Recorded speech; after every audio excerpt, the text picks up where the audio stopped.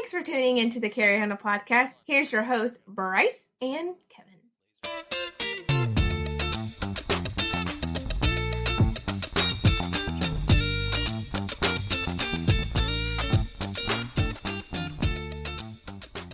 Welcome back to the Carry Handle podcast, the first of the year. It isn't the first of the year, but this is the first podcast of the year. How you doing, Kevin?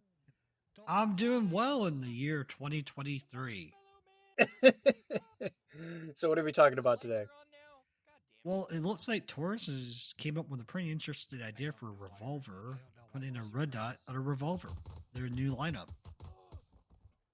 So their Toro line is actually their red dot line that they were naming for their semi-automatic guns for the red dot mounting options for semi-automatics. Right. Yeah. And it looks like they are carrying that over to their revolver line. Very exciting. And somebody that's been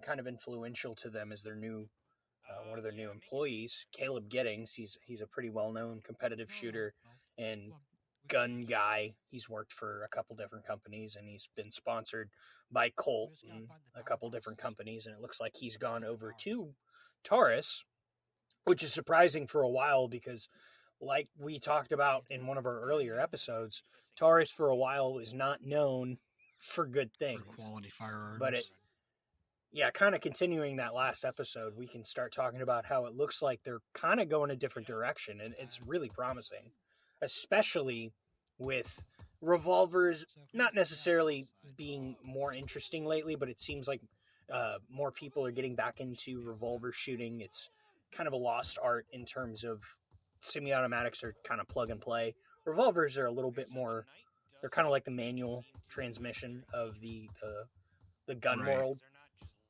And Rossi just came back, a well-known lever action gun manufacturer. They just started releasing their revolver line. They used to make them a number of years ago, and it looks like they're reintroducing them with 3 models. So Taurus, it's really, really exciting, especially for somebody like me who doesn't necessarily carry revolvers that much anymore. I used to kind of like as a backup gun, but I don't. I could, and I like the idea of maybe getting a 38 special 5 or 6 shot revolver with a red dot. I think that's really interesting, especially since revolvers, you have to put so much more effort into trigger control, and the dry fire with a red dot, it really tells you how badly you suck. The dot moves a lot more. You can see what your input is with your trigger finger. And I think you get a lot out of dry fire practice when you have a red dot. Well, also the price point for the revolver is about $470, so plus dot, it's about maybe the price of a semi-automatic, really, and you get a dot and a gun. So that's nice. Well, and that'd be MSRP. So it's going to come in, especially knowing Taurus, it's going to come in a little under that for street price, which is really exciting. So for the price of a Glock, you can have a revolver and the red dot. So I really, really like the direction they're going. Not necessarily revolver-centric, still kind of on Taurus. They're expanding their 22 semi-automatic line. They're actually releasing a compact version of one of their 22s that was super, super popular. The TX22. So the TX22, that's their semi-automatic. They released a semi-automatic 22. And I think that's really interesting, especially if you're trying to, I don't know, get somebody more used to a compact semi-automatic gun. It's a 22, but it has higher capacity, and it's red dot capable. So it's a great entry weapon and trading tool for those that are very, very new to the gun world or firearms in general. Well, what's really cool is originally their red dot line on the TX22, it was more competition based, but now they actually have the dot milled to the slide instead of having it forward where it didn't reciprocate and travel with the slide. So it's more traditional, like if you were to get a 19 MOS and put a red dot on the slide or a Glock 17 or something like that, it's a lot more similar rather than having a competition or a competition-centric gun. This is more geared towards that style of concealed carry. So it sounds like Taurus is really starting to break into the competitor market with firearms that are maybe not the same as their competitors, but equatable and geared more towards people on a budget friendly. Well, absolutely, idea. and it seems like more so than that. It seems like they're working. Well, yeah, I'll That's- work. that's new. I'm working firearm with a, yeah. I mean, that's fine. Whatever. Right? Yeah. Well, so that Taurus wasn't always synonymous with going bang every time. No, they weren't. No, and sometimes they were synonymous with going more bangs than how many times you wanted them. It went from a bang to a boom to an ouch real quick. Or a bang bang bang bang bang. Yeah. If you've ever seen the Brazilian cop like really lo-fi video where he like rattles the 24/7 and it goes. Oh yeah. That was a very popular video for a while. Interesting. But interesting. So yeah, I mean, continuing that, I mean, Taurus is definitely making strides. It's really interesting. So Yes, they are. All right. So what is next on the docket? The docket of chat. Give me a moment, if you will, to look through my files. Look quicker. I'm Look at it. Look at it. Naked brace. Oh, here we are. 30 super carry. Good. Oh God. That dead cartridge. Why that you care about? What keeps happening with ammo Only you care manufacturers? about They keep it, trying to by the release. way. No, I don't. I think it's an interesting talking point to say people keep trying to release calibers, and the only ones that ever seem to actually stick are the ones made by the guy that makes Q Manufacturing or whatever. The guy that designed and made 300 Blackout. That and 6.5 Creedmoor are the only recent calibers that actually seem to be getting any traction whatsoever. With the exception of those, 224 Valkyrie, 6.5 Grendel, 30 Super Carry, everybody's trying to jam in new calibers. And, 30 Super Carry may have a merit. It's a smaller diameter, so you can get more rounds into the magazine. And supposedly it's supposed to be similar terminal ballistics to 9mm by a 9mm. Right. Well, why would I carry 30 super carry over a traditional 9mm? I guess would be the question that most people would ask. Higher capacity, less recoil. How much higher capacity are we talking? 1 or 2 rounds, maybe. So from 15 to maybe 18? 16 or 17. And is the recoil It's less. Very noticeable? No. I mean, there is some merit to the caliber, but in terms of availability of the caliber, it just, the math doesn't make any sense. And then availability of the guns, like Smith & Wesson released a few. I think they released an Easy in 30 Super Carry or something. I think there's like just a few guns that got released with that.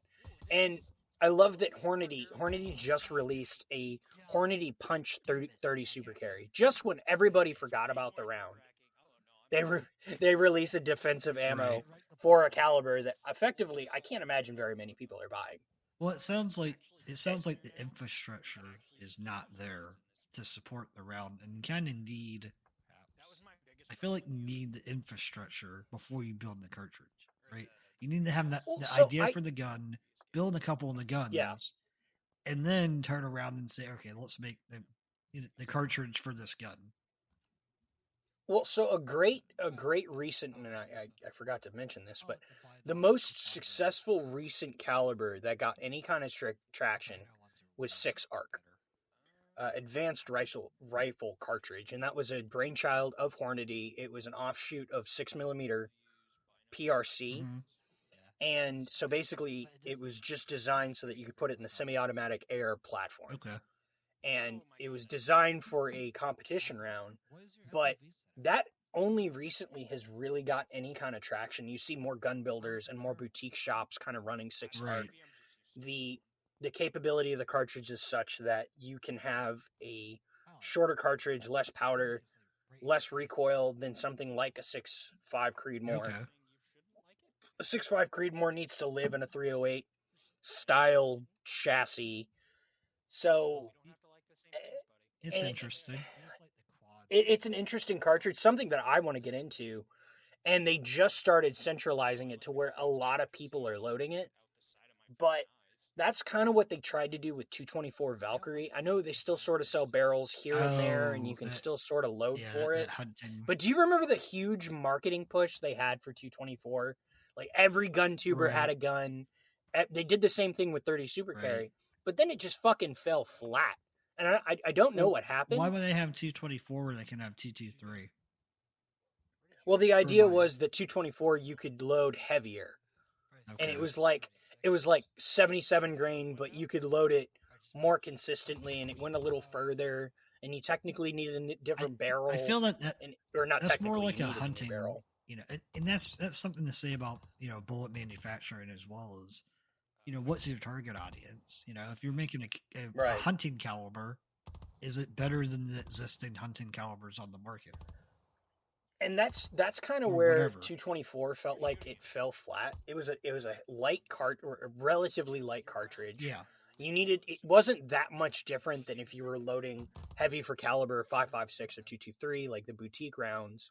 But then I feel like where 6mm or 6 arc has actually taken off is that it is different. It's a heavy for caliber, but it's a completely different, not completely different gun. You can still use it with an AR. Right. But it had more to offer than 224. Yeah. It's flatter. It's more consistent. Now, granted, it has its shortcomings. You need 6mm Grendel or 6 arc specific magazines. You can only get like 10 or 15 in a magazine. Right. But the target audience was very clear. It was hunting and mostly PRC. And that has really exploded lately. Right.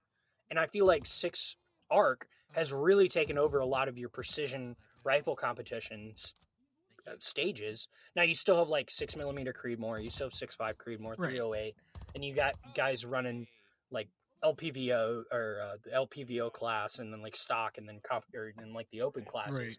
But there's like a handful of successful calibers. There's a bunch of guys doing like boutique stuff, but 6 arc, you can buy boxes of 6 arc, and it's more widespread than 224 ever was. Yeah. Because there was a lot more interest in it and what it offered. Right. And it was really interesting. Yeah. So that ended up being a way longer conversation than I expected. Well, it was good. It was a good little discussion, little back and forth, about... That's to say that I eventually want to build a 6mm arc. Here it comes. The Mark 12 comes back! Woo! So the only reason I say that is I weaseled in Mark... I weaseled a Mark 12 in here because I saw on Instagram the other day, it was a Mark 12 chambered in 6 arc, and I squealed like a little girl, and my wife looked at me like I had 3 eyes. She looked I saw one like and I want it. You guys have is already going to be drained. I think it was Thoroughbred Armament, and they had a 6mm arc, and it was like, oh, Mark 12. It wasn't a Mod H, but it was still a Mark 12. All right. It was like 18-inch 6mm arc. Okay, so once you buy that, you're going to take... No. I'm still talking about Mark 12s. Once you buy that, you're going to go on down to the... Paradise City, where the grass is green and the girls are pretty. Yes. What? Welcome to the jungle. So when I buy that new gun with the 30 Super Carry, I have to go to the range, right? Ideally, you could shoot in your house. It's possible, but highly ill-advised. Highly ill-advised. So what do you want to talk about the range, Kevin? I want to talk about proper range etiquette in different ranges that you may go to. Indoor. Ooh. I hate indoor ranges. I'll tell you that right now. I hate them. I used to work at an indoor range. I have the amount of times I got guns pointed at me was the only time I've been to an indoor range, and Bryce can attest to this, is when I very poorly zeroed my red dot for my carry gun. his zero by barn. hey, it works. It works. That's fine as long as we go out and verify. I did. I verified outdoor. 0 at 10, verify at 25. Yes, I did. But so more so, this is like an outdoor range etiquette. You go up, you set your stuff up, If nobody's there, cool. Thumbs up, hang your target, yada yada, put your ear pro on. Or better yet, have your ear pro on before you get out of your vehicle. Because you cannot Absolutely. control what other people are doing. Nor Yep. can you yell or get mad at them for shooting on the live firing range. And I see this a lot Yep. at the range I go to sometimes. I'll see people come up and I feel bad that I'm shooting and they don't have ear pro on. So I stop what I'm doing, which I don't have to, but I do because I'm a nice guy. And, you know, so have your ear pro on, set up your stuff. And if someone's shooting, politely either, you know, wait for them to finish their mag or whatever, and then say, hey, you know, and you can be like, hey, cold, yell cold. Ensure that they yell cold or thumbs up. And then the extra step that I personally do, you may want to do this. I visually watch them step away from their weapon on the desk or on the That's probably on a the good counter. call. You know, before I walk down the firing line to hang my target or inspect my target or do whatever. Well, ideally, you want control of every firearm around you. That's not realistic. Right. So the next best thing is making sure that nobody else is in control of a loaded firearm while you're going down range. Right, and I've seen that where people are fiddling with their guns on a cold range, and it's very. I intervened one time because I was coming up from hanging my target, and someone was fiddling with their gun, and I walked up. I'm like, "Hey, what are you doing? Why are you doing that?" Unbeknownst to me, there was another group of people that were down on a cold range doing random Mozambique drills very poorly, and I think I left after that. So here's my tip: if you see people doing unsafe things or you feel unsafe, pack up your stuff, go home. It's not worth sucks, it. But it's not worth it to right, stay. It's not worth it. It's not worth your life to stay and get now, shot. One caveat I want to say is this is more specifically with public ranges where you're not with a group of your trusted friends. Right. It's one thing to be loading magazines and checking a loaded gun and walking down a firing line with somebody that you trust that you know can not point a loaded gun at you. Right. It's a completely different thing to be with a bunch of strangers and a bunch of bubbas and people that clearly have never touched a gun before. Right. Coming out to shoot a Facebook video where they're blasting into the air. It's not what we're talking about here. And I feel like I don't like RSOs, mainly because I'm to a point in my shooting career where I feel like I can run fast, I can have a cadence of fire, I can do pretty fairly accurately. But I understand the need for RSOs to stop people from mag dumping over the berm or other silly things that I'm seeing out there where people just mag dump. And irresponsible shooters have manifested the need for annoying RSOs. People are annoyed by them, but the crap shooters are the reason they're there. And the range I go to is a public range, outdoor. I love it. It's beautiful. But all over the walls are peppered with holes. All over the desk are peppered with holes. And it's from people improperly clearing their weapon. Yeah. I mean, and we're all human. We all have mistakes. I had a negligent discharge out there one time. But my negligent discharge was mag out of the AR, point the AR downrange, safety off, pulled the trigger. I was waiting for that hammer click, and I heard a very nice pop. I was like, ooh, that's not good. That's louder than it should have been. But I had my rifle pointed downrange in a safe direction, and I learned from my mistakes. So now I chamber check my AR now before I drop the hammer. So a story that I heard when I went to a Tom Givens class was it was like the first day of class, and it was one of his intro level classes before you can go take his instructor class to become an instructor. Right. And he tells this story. I think he tells it all the time now. And he talks about how he went to, he was working at his range that he ran in Memphis. And he walked outside, and a guy, I guess, came every day at lunch. He came out, shot a magazine of ammunition, loaded up, went back to work. And I guess one day he was out there shooting. He's a really good shooter. but he either was talking to Tom or did something, and then was going to unload his gun. He racked out a round, dropped the magazine, pressed his gun out, and pressed the trigger, and the gun went bang. And Tom looked at him and he was like, "So, what did you do wrong there?" And without missing a beat, Tom goes, "You didn't drop the gas tank before you ran the rest of the round, or before you cleared the gun." So the idea being drop the magazine, then clear the slide, because you still have more ammunition in the gun. You're just racking more ammo in. So basically, he thought in his head, he racked a round out. He saw the round come out. Then he took the magazine out. But same deal. Right. He pointed it downrange, pressed off a round, and his face, I guess, lost all color and was like, "Oh." Right, and that's the beautiful point. And I always show people that one. And usually the people I try and show simple gun safety things are usually the people standing right next to me. If they're like far down the range pit, I don't care. But if you're Right. 3 feet from me and you're fiddling with a gun, I'm gonna ask, "Hey, may I help you?" And if they're like, "No, I got it," I'm like, "Okay, cool." But most of the time they're like, yeah, sure. So I, drop the mag, rack the slide. Mm. And also, any gun anyone ever hands you, ever, it's loaded. It's loaded. Yeah. Never hand a loaded gun to someone, because I've let people shoot some of the guns I have. I have an AK that I let people shoot, because it's more selfish for me, because I want to see it. We know we know you have an AK. I want to see the AK from someone else's point of view, firing, because they're pretty. Right. So what I do is I load the mag. I usually load maybe 2 rounds, 2 to 5 rounds. I rock it in. I don't charge it. I put the safety on. So the person has to take the safety off, rack it, and then they can fire, thus negating some variables that would cause.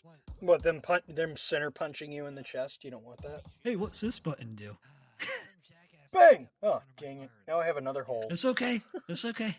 It's a through and through. It's a through and through. I'm just going to lay down. It's fine. I'm just taking a nap. All right. Well, I think that's a good conversation, but I also believe that's a good place to stop. And we're going to wrap this up like you should have done back in 93. 94, but good. I wasn't talking about you. Oh. 95. 95. All right. Thanks so much, guys, and we'll catch you on the next episode. Adios. Have a good one.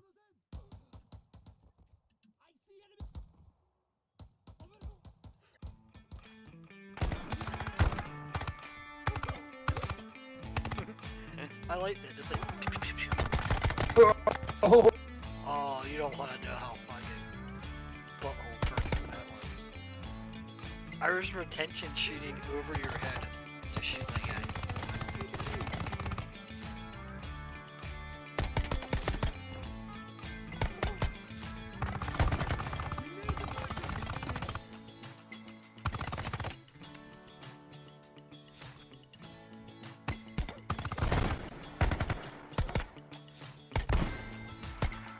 Damn it.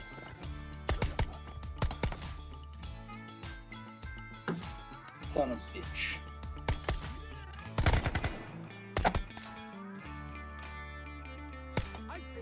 Oh, Jesus. No. Yeah.